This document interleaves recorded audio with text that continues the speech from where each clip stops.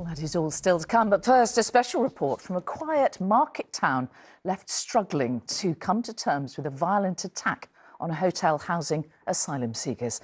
In the second part of our series, After the Riots, our investigations editor, Daniel Hewitt, looks at the impact social media and misinformation had in the weeks leading up to the disturbances in Tamworth. Daniel found that myth and rumour online had real-life consequences, with people in the community saying they still fear for their safety. 1 month after the riot, locals in the town are grappling with difficult questions and left asking what happens next. For almost a century, this town has gathered on this ground to watch its team. I've been since 1966.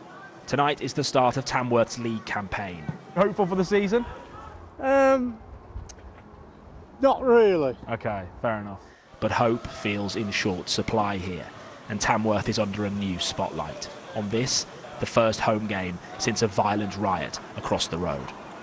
Yeah, I was shocked really, because we've never had anything like that before in Tamworth. Yeah, people have been concerned for a while that the hotel is full of asylum seekers. At a Holiday Inn a month ago, a violent mob threw off all inhibition, and with it rocks, fireworks and petrol bombs, while around 180 asylum seekers feared for their lives inside. The result has been more than 60 arrests, a now empty hotel, and tough conversations about what happens next. These young men believe the hotel should not be used to house asylum seekers in the future.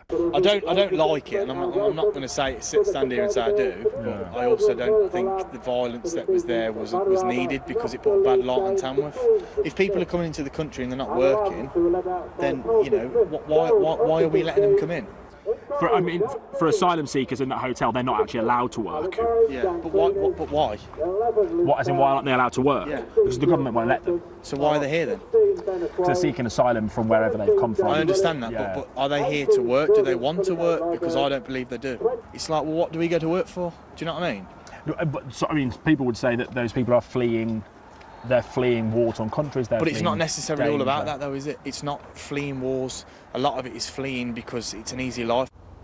So I got sent this on Snapchat. But that is not how Dylan feels. He's 17, and like much of the town, learned about the riots on social media, which he believes has spread hostility and misinformation about asylum seekers in the town. I am ashamed to live in Tamworth because of what has just happened. Asylum seekers needed a place to stay. I'd let them stay, because they would have done the same if we were in that position. You think? Yeah. And we are lucky that we're not. And they had found somewhere that they thought was safe for them, and then this has happened and scared them. Wow. Do you think you speak for your generation? No. Really? Yeah.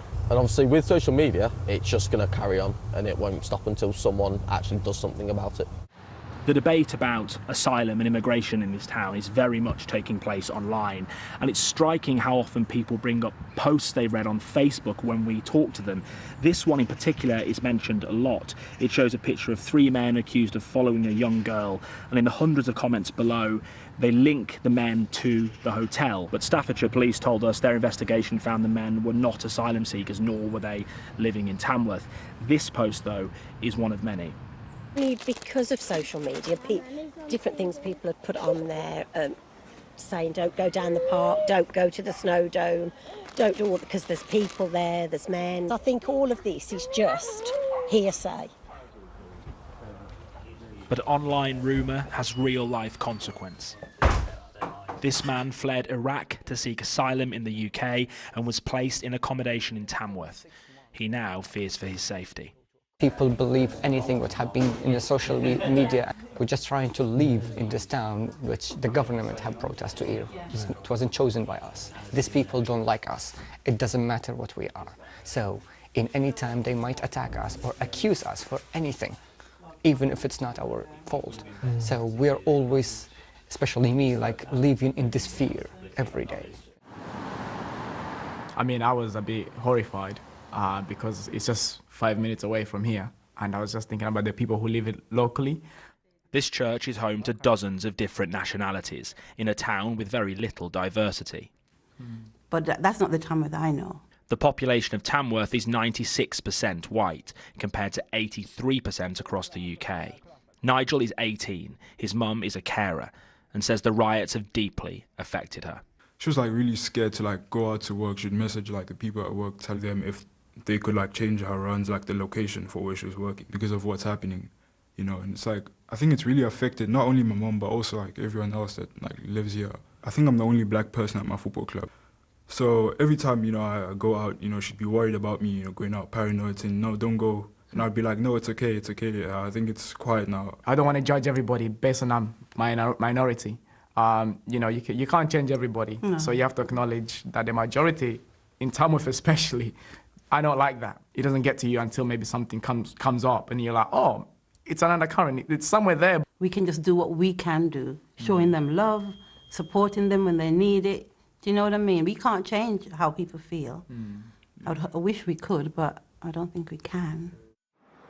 The riots, though, have changed this town, and for some, their place in it. And repairs go beyond the hotel. Daniel Hewitt, ITV News.